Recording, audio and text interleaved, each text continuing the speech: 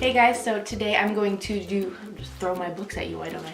I'm going to do a quick spoiler-free review of the Grisha trilogy. If you would like to see a more in-depth discussion kind of gush video, I also have that on my channel, so make sure you go check that out. If it's not up yet, it will be soon. But just to give a quick review over this book series and why you should or should not read it is what we're going to get into right now.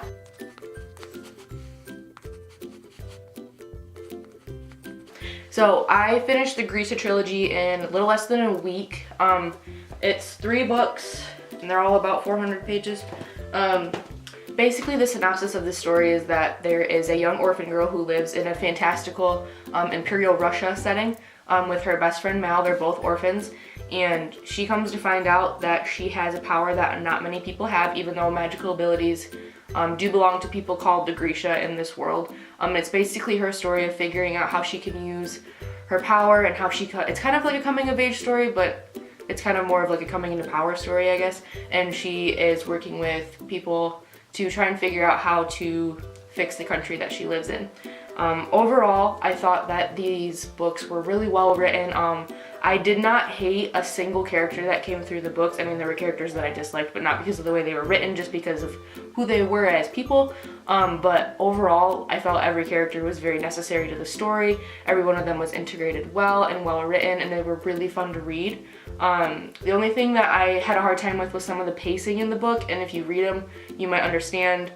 Some parts move really fast, some parts it's usually just an issue with moving a little too quickly for my taste, but other than that, like, it was really smooth read, fun to read. The world building was super interesting as well. I just thought that the idea of taking Imperial Russia and turning it into a fantasy setting was like a super fresh take on young adult plots and such, so that was really fun to read. That was pretty much what kind of drew me in the first place. The only thing is there is some Russian in the book. You don't really need to know what it means because it'll explain it to you, but I thought that was super interesting.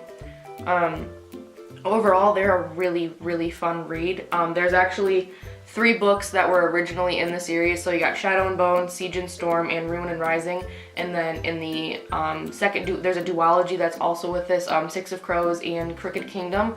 I've been told you can read them kind of like either way, but there are characters from this series that come into play in Crooked Kingdom, I do believe. I haven't read those yet. They are right on my next to read. So there is that to take into account. You could probably read it either way. Oh, excuse me.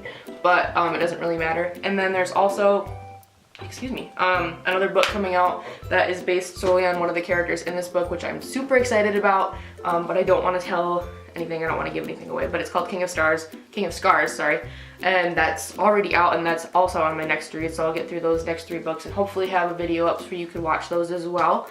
But overall, like, super fun series. The characters had really great development. I felt like there's a lot of action, there's romance, there's a lot of, I don't know, there's just a lot of like adventure, and like there were times when I was reading so fast that it was like I had to go back and reread things because I just was so excited to figure out what was going on next. Other than that, like, it was, like I said, it was a great book series. The pacing was really the only thing that I had an issue with. The first book can be a little slow because it kind of it throws you in a little quick into like what's happening. Like, everything happens super fast, which, I mean, I guess isn't a bad thing or something that doesn't happen a whole lot in books, you know, just throwing in media res. But like I said, I just don't really know what else to say because I really did enjoy these books so much. If I had to give them a letter grade, it'd be an A, you know, 95%.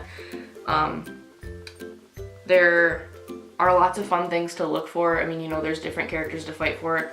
There's different sides to every story, essentially, and there's characters in here that you just, like, you really start to feel for and you really connect with, and you just want the best for them. But that's one of the things I loved about these books, is that Leigh Bardugo knows how to break a character and bring them back from that, and like, that is something that I love and strive to do myself as a writer, is to be able to break your characters and build them back up. And I feel like especially with Alina's character in this, and even the Darkling's character, he's got such a great arc. And like, some people said that that they really liked him, like as a person and a character, and I was like, he was a villain that I loved to hate, even though other people loved to love. I'm saying the exact same thing in both of these reviews, but I just really, really like these books. And if you are looking for something to read, these are something I very highly recommend. They've been out for a while. Also, Netflix is turning them into a series. I believe they're taking Shadow and Bone, which is the first book in this series, and then Six of Crows, which is the first book in the duology, which is in the same Grisha verse.